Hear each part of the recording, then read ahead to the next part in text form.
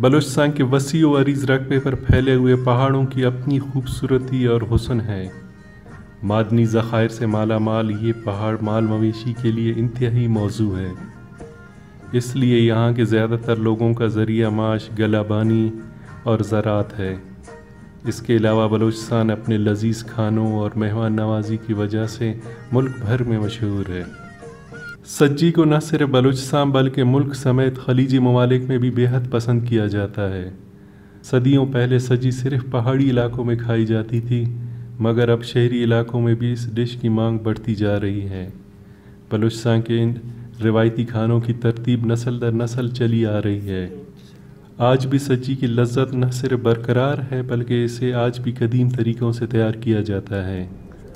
सज्जी अगरचा मुल्क के दीगर बड़े शहरों में भी तैयार किया जाता है, लेकिन बलूचिस्तान में तैयार की जाने वाली सज्जी अपनी मिसाल आप है। अस्सलाम वालेकुम। बलूचिस्तान लैंड ऑफ ब्यूटी के एक नए ट्रैवल ब्लॉग के साथ आप सबको खुशामदीद। आज का जो एपिसोड होगा, जो हमारा अपकमिंग सीरीज़ है बलूचिस्तान के ट्रेडिशनल खानों के बारे में, तो वो उसका पहला एपिसोड होगा। इस पूरे वीडियो में हम आपको बलूची सज्जी का तरीक़ाकार बताएंगे, तो आप किस तरह से इसको बना सकते हैं, और ये पूरा प्रोसेस हम आपके साथ शेयर करेंगे। तो शुक्रिया। सज्जी को तैयार करने के लिए बड़ी महारत की ज़रूरत होती है। पहले मरहले में सेहतमंद बकरे का इंतखाब किया जाता है, जो कि न ज़्यादा छोटा हो और न ही बड़ी उम्र का हो। फिर इसको ज़िबा किया जाता है, लेकिन इस बात का ख़ास ख्याल रखा जाता है कि गोश्त के ऊपर ज़्यादा बाल न हो।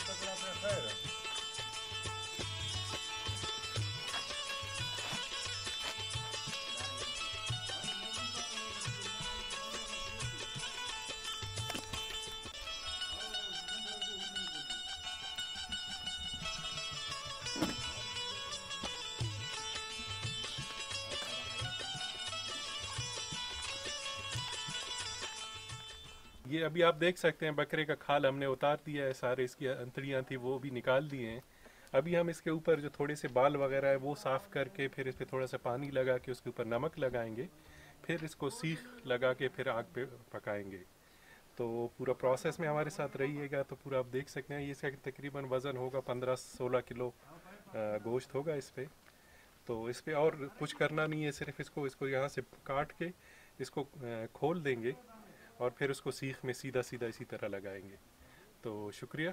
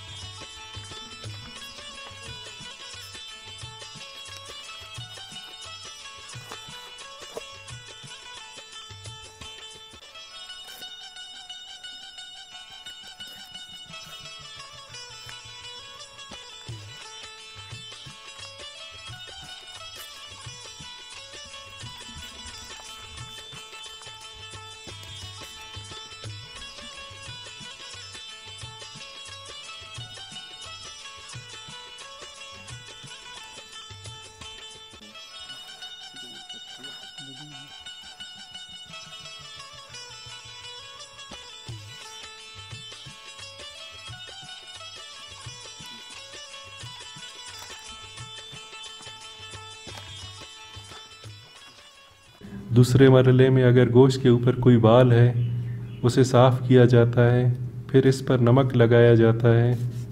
गोश्त को धोया नहीं जाता, अगर गोश्त को धोया जाए तो गोश्त का असल जायका नहीं रहता। फिर इसके बाद पूरे बकरे को सीखों पे लगाया जाता है।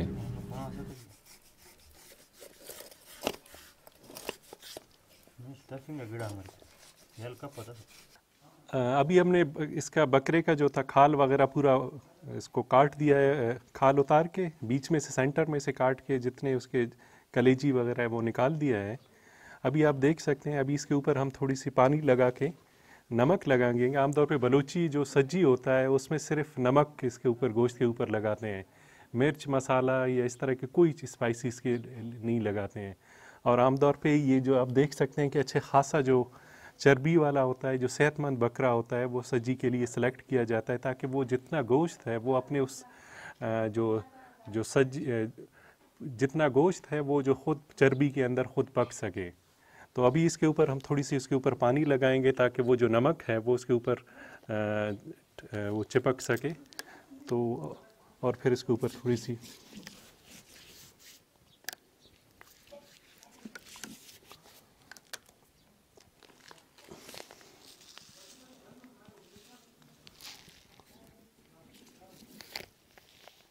नमक लगा के फिर हम लोग क्या कर देंगे, इसको थोड़ी आधे घंटे के लिए रख देंगे ताकि ये जो नमक है वो अच्छे तरीके से गोश्त के अंदर जज़ब हो सके। फिर इसको वहाँ पे लकड़ियाँ लगा के उसके ऊपर पकाएंगे।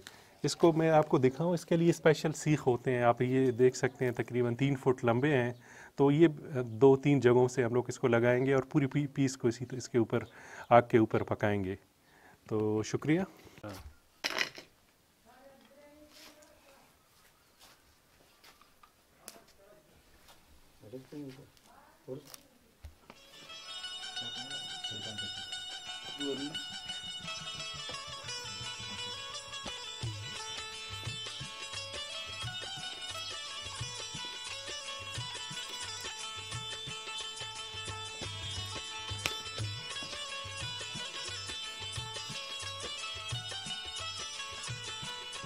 तीसरे मरहले में आग का बंदोबस्त किया जाता है।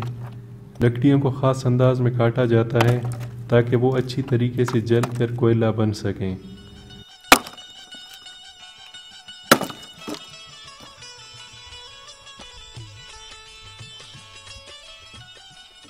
फिर बकरे को एक हमवार जगह पर लगाया जाता है।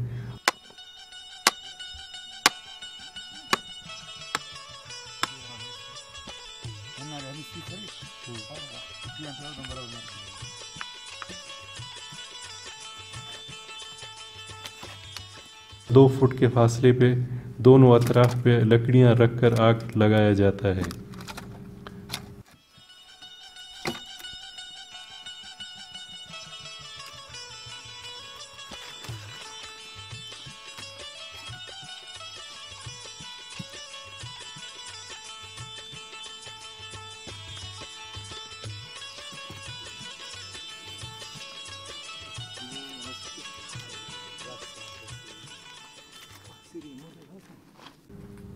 कोशिश की जाती है कि गोश्त को आग का धुआं न लगे, सिर्फ आग की तपिश पहुँचे।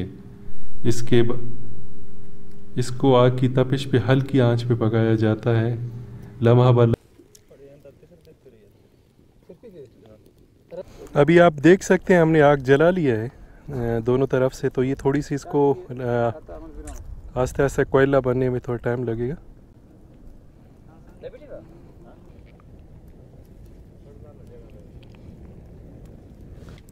अभी आप देख सकते हैं हम लोग वो आग जला लिया है। अभी आग थोड़ी सी आस्ते आस्ते इसको कोयला बनेगा और इसको तकरीबन 2 फुट हमने दूर उससे रखा है। सिर्फ इसकी आग की तपिश से है वो आस्ता आस्ता पकना शुरू हो जाएगा। लम्हा ब लम्हा सज्जी को मुख्तलिफ अतराफ से देखा जाता है और इस बात का ख्याल रखा जाता है कि आग बुझ न जाए। ये आप आग देख सकते हैं, हमने तकरीबन 2 फुट के फासले पे वो आग रखा हुआ है। तो वो हल्की उस पे आग की तपिश पे वो पकेंगे।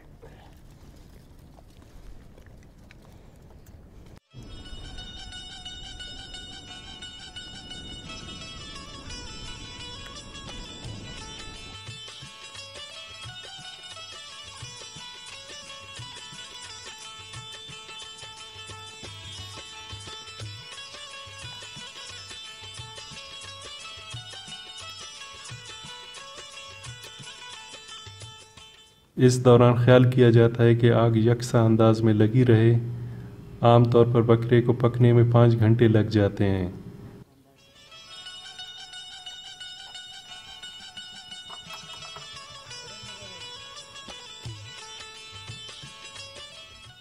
तेज़ आग के साथ सज्जी को पकाना बहुत मुश्किल काम होता है।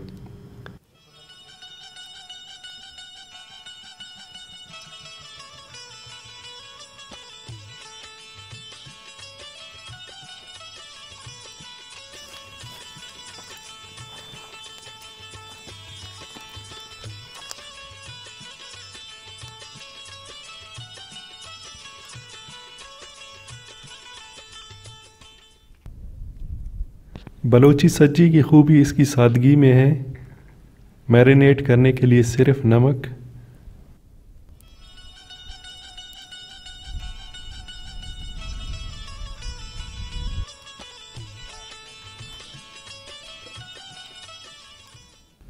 पहाड़ी बकरे की गोश्त का अपना मुनफरिद जायका होता है।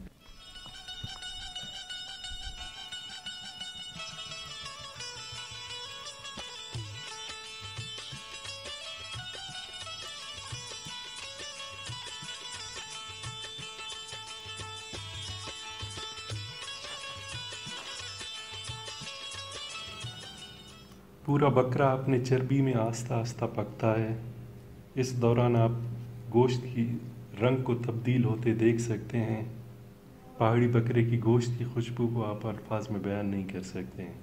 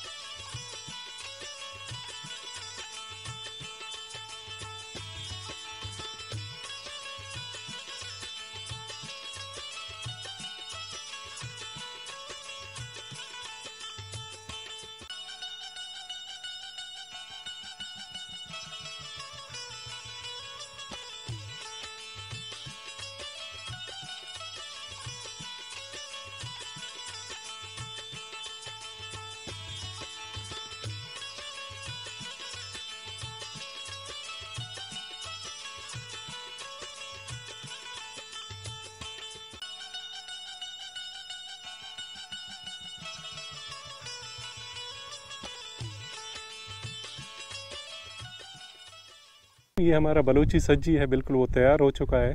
तो अभी हम इसको निकालेंगे और उसके साथ रोटी और देसी रोटी के साथ नोश फरमाएंगे तो शुक्रिया।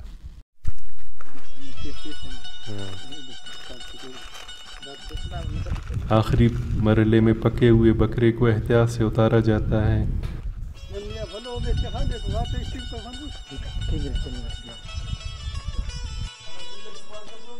इसको देसी आटे से बने रोटी या कुरनू काक के साथ मेहमानों को सर्व किया जाता है।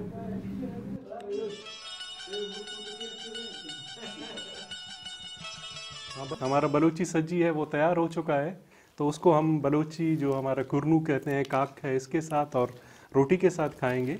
अभी सारे हम लोग दोस्त बैठे हुए हैं तो खाएंगे, तो उसको मैं टेस्ट करके आपको बताता हूँ। तो इसका पका अच्छी तरह से है, बिल्कुल वो इन्होंने इसको 4-5 घंटे इसको लगे पकने में, लेकिन अच्छे खासा पक चुका है। तो आप सबके साथ माजरत के साथ शुक्रिया।